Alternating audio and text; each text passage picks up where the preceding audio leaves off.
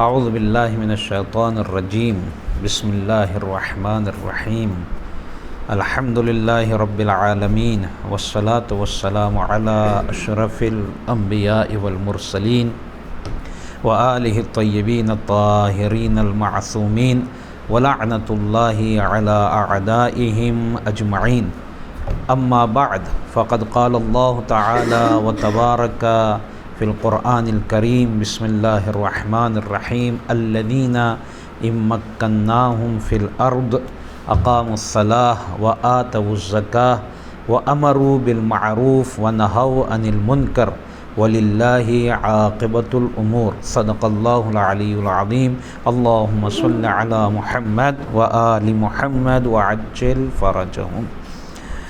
قرآن مجید کی آیہ کریمہ جس کو تلاوت کرنے کا شرف حاصل کیا، اس میں اللہ اپنے اچھے بندوں کی کوالٹی اور صفات کا ذکر کر رہا ہے کہ اگر ہم جہاں ان کو حکومت دیتے ہیں، اختیار دیتے ہیں، ان کی کہیں پر چلتی ہے، جس حد تک بھی چلے، ضروری نہیں ہے پورے گاؤں کا میں وہ چیئرمین بن جاؤں، پورا فلاں ہو جائے، نہیں، جتنے حد تک میری اپنے بچوں پر چلتی ہے، مثلا فار ایگزامپل میری بھائی سن لیتا ہے، میری بہن سن لیتی ہیں، میرے رشتہ دار سن لیتے ہیں، تو جتنا جس کا ہے، جتنا جس کو اختیار اللہ دیتا ہے، اللہ کہتا ہے جتنا اختیار دیتا ہے تو یہ نہیں کہ وہ ہوٹل پہ جاتے ہیں، چائے پیتے ہیں، فلاں کا نہیں، اللہ نے کہا جتنا اختیار ہوتا ہے وہ کوشش یہ کرتے ہیں، کیا ہے ان کی پہلی کوشش؟ اقاموا الصلاۃ، وہ نماز قائم کرتے ہیں، اپنے اختیار کے جتنی بھی ان کو اللہ نے طاقت قوت دی ہے، اختیار کے ساتھ وہ نماز کو قائم کرنے کی کوشش کرتے ہیں۔ اس کا ہرگز یہ مطلب نہیں ہم سمجھیں کہ زبردستی پڑھواتے ہیں، نہیں، ایسا اخلاق پیش کرتے ہیں، ایسا کردار پیش کرتے ہیں، اس طرح سے ان کو سمجھاتے ہیں کہ وہ خود نماز کی طرف آئیں، اور سب سے پہلے خود پریکٹیکل لائف میں بتاتے ہیں کہ ہاں نماز بھی کچھ چیز ہے، آپ تجربہ کر لیں، پریکٹیکل کر لیں۔ اگر چھوٹے بچے کے سامنے آپ خود نماز پڑھیں تو وہ سجدہ لے کر، تسبیح لے کر خود آ جاتا ہے کہ ہاں میں بھی پڑھوں گا۔ کبھی کبھی تو میں نے ایسے بچوں کو دیکھا ہے کہ اذان کی آواز، وہ میں نے خود دیکھا، اذان کی آواز سنتے ہیں اور کہتے ہیں پاپا نماز کا وقت ہو گیا۔ تو یہ کہاں سے کہہ رہے ہیں؟ اپنے باپ کو انہوں نے بچپنے سے پڑھتے ہوئے دیکھا اور دیکھتے ہیں کہ باپ پڑھ رہا ہے تو اب جیسی اذان سنی باپ کے پاس آ گئے۔ یہ عام بچوں کی میں بات کر رہا ہوں، یہ کوئی واقعہ نہیں سنا رہا، یہ اپنی زندگی میں دیکھی ہوئی باتیں میں آپ سے بیان کر رہا ہوں۔ تو اگر ہم خود عمل کرنا شروع کر دیں تو چھوٹے بچے ہمارے چھوٹے ایٹومیٹک اس کی طرف آنا شروع ہو جاتے ہیں۔ تو پہلی صفت کیا ہے ان کی، اچھے بندوں کی؟ اقاموا الصلاۃ، وہ نماز قائم کرتے ہیں۔ حضرت اسماعیل علیہ السلام کی ایک صفت جس کو اللہ نے قرآن میں ذکر کیا ہے، کسی اور کتاب میں نہیں، ہسٹری کی بک میں نہیں، حدیثوں کی بک میں نہیں، بلکہ اللہ نے قرآن میں ذکر کیا ہے کہ اسماعیل وہ نبی تھے کہ جو اپنے اہل و عیال کو، اپنے بیوی بچوں کو، اپنی فیملی کو نماز کی دعوت دیا کرتے تھے۔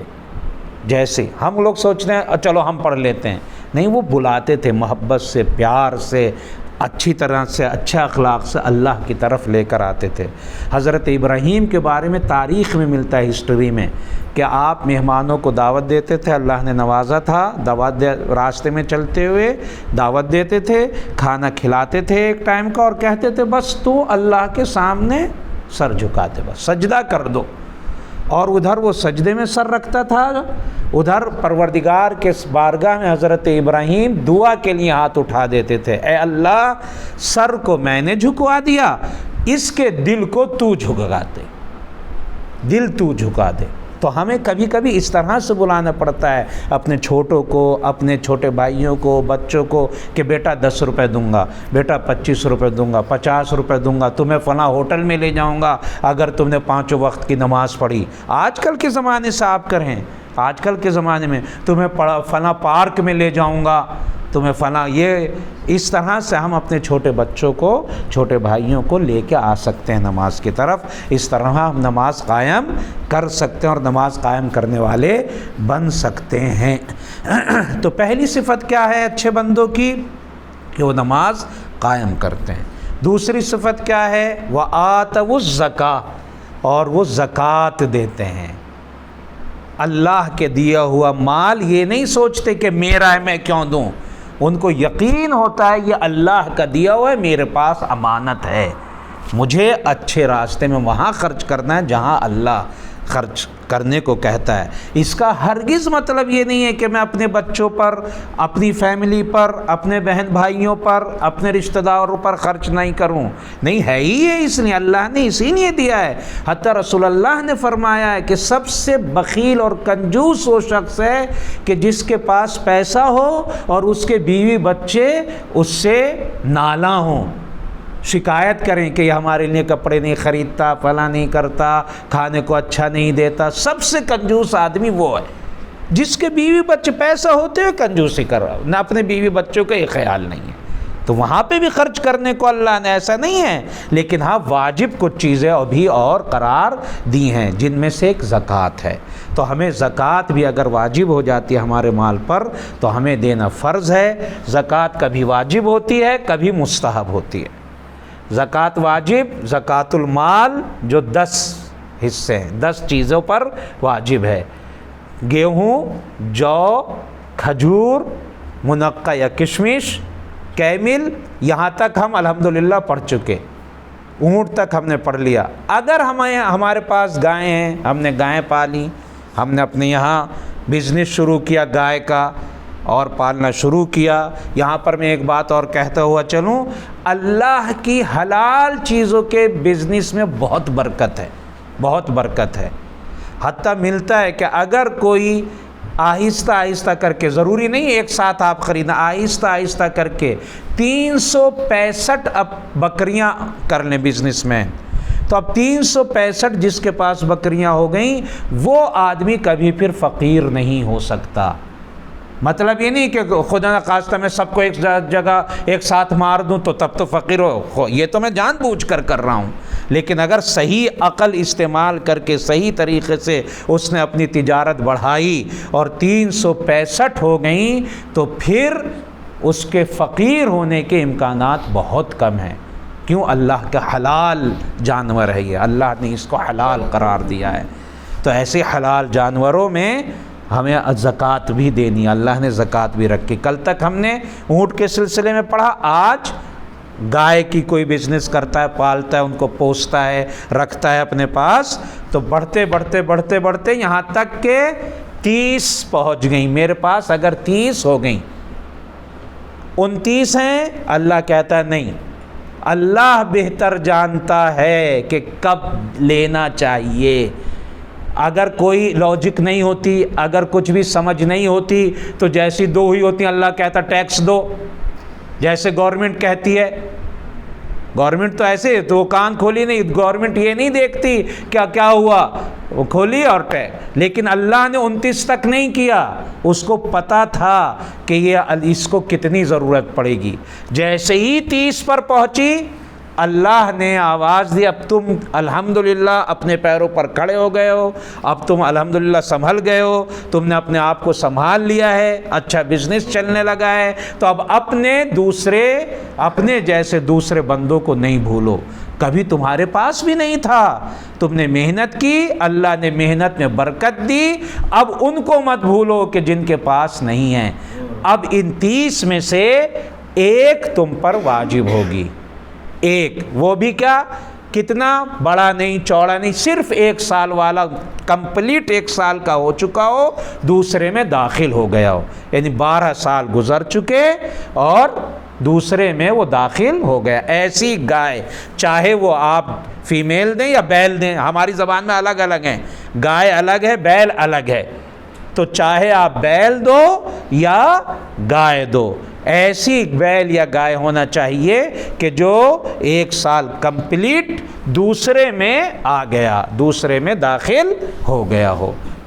اب آگے بڑھتے بڑھتے بڑھتے پھر 39 تک نہیں، 31 ہوئے تو 30 پر ہے، 1 پر نہیں، 32 ہوئے تو 30 پر ہے، 2 معاف، 33 ہوئے، 3 معاف 30 پر ہے، 34 4 معاف، ایسے ہی بڑھتے چلے جائیں 39 تک 9 معاف 30 پر ہے۔ لیکن جیسے ہی 40 پہنچے، 40 جیسے ہوئے، پھر اللہ نے کہا 1 2 یہاں پر، لیکن اللہ نے ایک شرط لگائی، فیمیل دینا، یعنی گائے ہی دینی ہے، بیل نہیں چلے گا، یہاں گائے ہی دینی اللہ کو گائے ہی دینی پڑے گی، بیل نہیں چلے گا۔ کون سی گائے؟ جو 2 سال کمپلیٹ کر چکی، تیسرے میں داخل ہو گئی، 2 سال کمپلیٹ اور تیسرے میں داخل ہو چکی، ایسی گائے آپ دیں گے۔